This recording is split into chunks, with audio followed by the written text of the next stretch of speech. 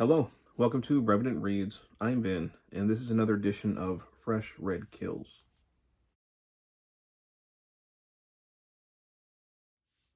So, Fresh Red Kills is where I talk about books that I've recently finished or books that I'm currently reading. It's been, I think, a few weeks since the last time I recorded one of these. And in the meantime, I finished a few things. Uh, I did actually get around to finishing SPQR, A History of Ancient Rome by Mary Beard. I was part of a very fun group read for this. And I have to say, I was very impressed. And I wasn't quite sure how I was going to feel at the beginning of this reading. Um, Mary Beard, of course, is highly respected as a classical historian. And the first part of this book, she does a good job, but it is certainly a more thematic approach that she takes instead of strictly chronological. Uh, this is not a good book, I think, for beginners in Roman history. I think that she is certainly assuming that you have some background into basic Roman history. She does not go into a lot of detail explaining certain aspects. What you do get out of this, if you do have even a fairly cursory background into ancient Roman history, you get the feel of being in like a lecture with Mary Beard, or being maybe inside a college course that she's teaching. There's a very conversational way about it, and she kind of goes into that as the book goes along. When it's first starting, it's very politically heavy, and I wasn't quite sure. It wasn't grabbing me at that point. I'd say like maybe the first third or so, and I was a little bit worried that so much of this was just going to be political history. I don't mind political history, but I don't know if I want that much political history about ancient Rome, about so and so who had this position, etc. But then, really, I mean, she definitely by the second half of the book, she is really diving into social history and more cultural aspects of ancient Rome, and I was immediately drawn into that much more. I do really love social history. And I felt like, especially the last third of the book or so, she really hits her stride. And the last part of this book really flew by. She does have a political approach overall to the book, though. She doesn't go to the fall of Rome in this. She goes tracing Roman citizenship, and basically when the eligibility for citizenship in the ancient Roman Empire was at its peak. That's when she ends this book. So it is during the Empire period, but she doesn't go into the fall and the barbarian tribes and everything else. Throughout the book, she's got some color images in there, plenty of helpful images. Sometimes they don't always, if I remember as I went through, they don't always correctly or directly, I should say, correlate to what's being talked about on the page, but they certainly fulfill the role of giving you a deeper meaning as you go through. There's a statue, I think one of the ones that was found underwater, that was still pretty well preserved. And yeah, I did have a very, very good time with this. It spawned some pretty good discussions in the Voxer group that I was a part of, especially in terms of trying to look at the Romans morally, in their sense. You don't want, of course, you don't want a total 21st century view when looking at the morality of ancient Romans, but trying to judge them by their own terms. And the Voxer group, we ended up having a pretty long discussion of like slavery in the ancient world, and even comparing it to antebellum slavery in the U.S., and how much it reveals about what kind of people they are. So the Romans, they could certainly be brutal. They could be, violent. They are not in any way unique to the ancient world in that respect.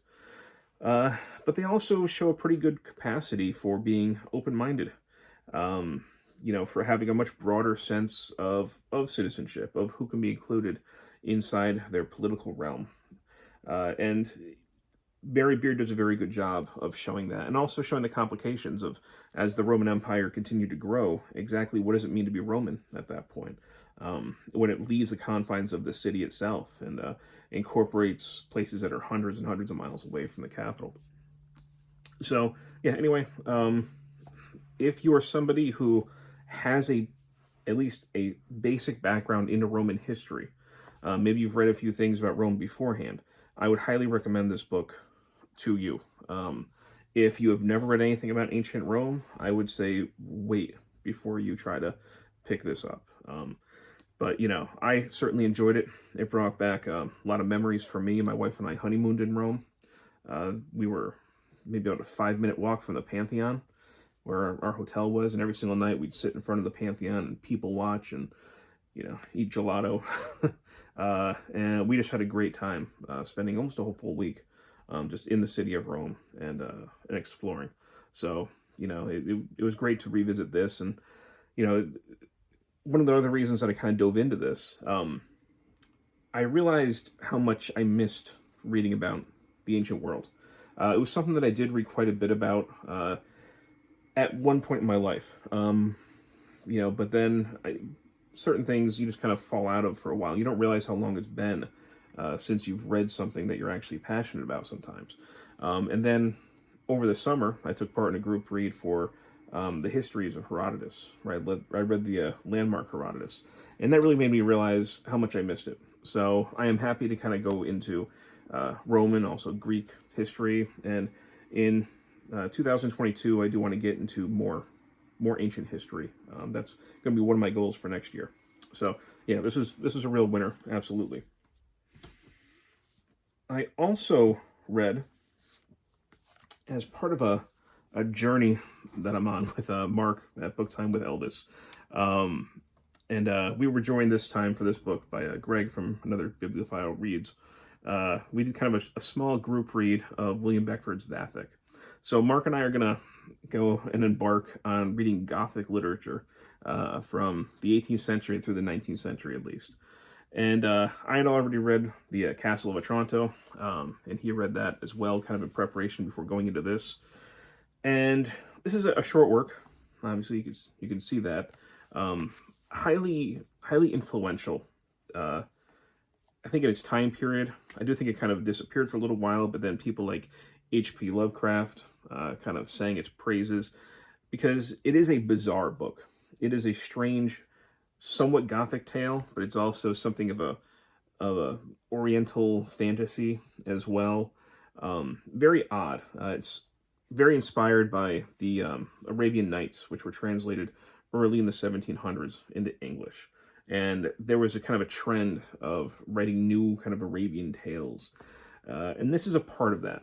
So this was published originally in 1786 and by William Beckford. And in certain ways, he's almost more interesting than the book itself. He does seem to have been, I think in the Vox circuit, I called him a sleaze. Everything I've read about the guy, he seems highly unlikable. He was a pederast. He was anti-abolitionist. He was incredibly wealthy. Had a notable and very impressive art collection.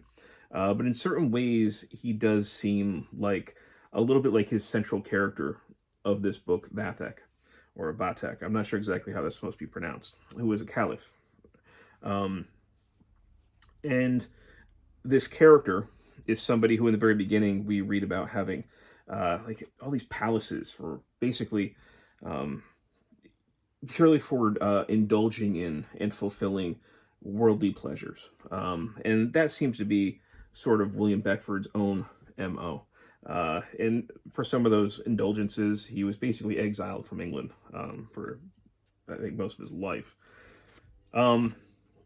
But Beckford's weird tale basically shows Vathek being influenced and tempted by this kind of devil character that comes into the story. He's kind of looks like this a small Indian, they say, and also by his mother, who's tempting him with science and astronomy, which gives this such a bizarre.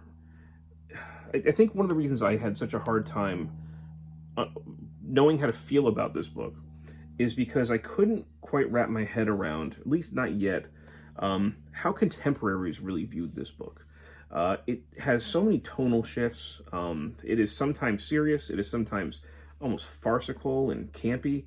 Um, it it's more episodic than anything else, as we see Vathek in his sort of gradual downfall. Certain, I mean, I wouldn't even say fall from grace. He was never in grace, but it's basically all the ways that he buys himself an entry into hell. Um, and I couldn't quite wrap my head around how an 18th century, say, English reader would have really understood this book. I can understand how they would have been fascinated by it. I understand why it became popular. It is bizarre. There are some episodes that are genuinely funny. I mentioned that small Indian man that is basically almost like a devil character. And this is kind of just a small spoiler, but at one point, Vathek gets angry at him and starts kicking him. And this little Indian guy like rolls up into a ball, and the people around Vathek, they all feel compelled to start kicking this guy. And he's like, being kicked down the street, and everybody who sees him in the city is just compelled to kick him. So they basically have like a soccer match with this little Indian man until I think he goes off like a cliff or something like that and manages to escape. But it's just weird things like that. Another funny, I don't want to give too many really spoilers, but I mean, if you can imagine a caliph, escaping from wild animals in the back of one of his wives as she's running, there's funny situations like that. There's fantastical episodes that go on in this, and all of that should add up to a kind of rollicking, fun reading experience. It doesn't really, though. I found the book kind of dull. It's the whole is not as interesting as some of its parts, and it ends on this kind of moralizing, very anti-enlightenment message. And then again, this is one of those things where I just wasn't sure how to take that. I couldn't tell if it was being serious or not. Overall, Vathek is interesting as a historical artifact, as an odd entry into early Gothic literature. As a 21st century reader who's reading it, I can't say that it was an overall enjoyable experience. So, I can understand why people at the time would have liked it, though. But it's not one that I could really recommend to people. And I think that my fellow readers in that read along, Mark and Greg, had very kind of similar experiences and thoughts about it. Interesting, yes. Enjoyable, not entirely. The other things that I've been reading, I'll make separate videos about. I did finish for Book Trek 2021, Deep Space Nine, the third book in the 4-part series of Invasion. So I finished Time's Enemy. And I also had received, and I kind of did some immersive reading, and I have a bookmark in here, but I don't need it because I'm done with it. I did listen to an audiobook of the biography of Catherine Janeway, the history of the captain who went further than any had before. And the audiobook was actually read by Kate Mulgrew, which was a treat. So I'll make another different video for this as well for Book Trek 2021. In terms of what I'm reading now, we are in November, which is nonfiction November, and I am somebody who mostly reads nonfiction anyway. I'd say at least 80% of my reading is already nonfiction. So I'm always excited for opportunities just to focus on nonfiction. But I thought since it's nonfiction November, maybe I should do something special for myself in a certain way. Maybe it's special, I don't know. But a way to focus my reading. I have certain nonfiction books that are on my shelves, that have been on my shelves for years, that I have not read. For whatever reason. Sometimes they just kind of lie just outside of my general interest, so they keep getting looked over. That's something I'm going to focus on in November, is getting through those books. But this is also like a Native American Heritage Month here in the U.S. And maybe that crosses over in other countries as well. I'm not entirely sure. So one book that I've been wanting to read for a long time that I'm going to read for Nonfiction November is one that I just recently started.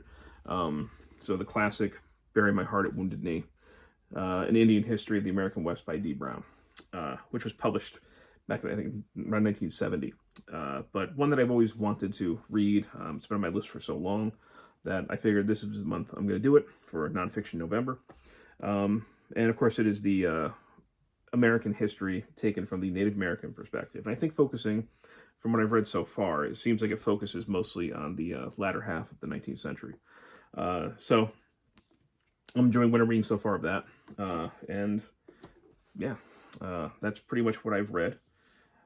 So for the books that I finished and that I discussed, again, I'm going to make separate videos for the Book Trek books, but SPQR and Vathek, a definite absolute winner for me, and the other one, not so much.